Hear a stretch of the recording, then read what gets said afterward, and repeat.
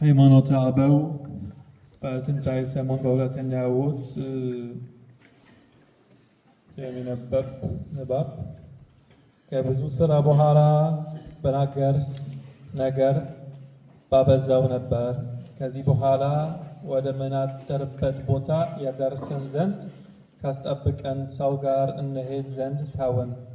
ከዚያም ከፋሲካ 8ኛ ቀን ቢሆን በእሁድ ዕለት ንጉሡ ወደ እሱን ጠራን። ርኅራኄ በተሞላበት በጎ ነገር ተናገረን። ይህ ሥጋ ከመለኮቱ ሳይለይ በመቃብር ተወሰነ። ነፍሱም ከመለኮት ሳትለይ በሲኦል በግዛት ለነበሩ ነፍሳት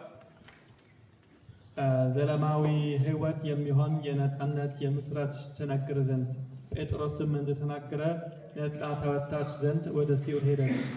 ቃል አጽም ሥጋ ወደ መሆን ተለወጠ የሚሉትን የአእምሮአቸውን ሕጸጽ በዚህ ፈጽሞ አውቅን። ይህማ እውነት ቢሆን ሥጋው በመቃብር ባልተቀበረም ነበር።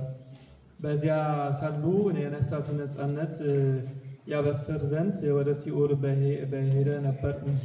ነገር ግን ከነፍስና ከሥራ ጋር የተዋሃደ ቃል በአካለ ነፍስ ወደ ሲኦል ወርዶ ነፃነትን አስተማረ።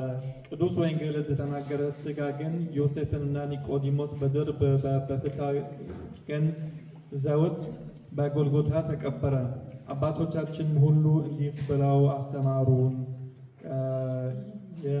የአባቶቻችን በረከት ከእኛ ጋር ይሁን፣ አሜን።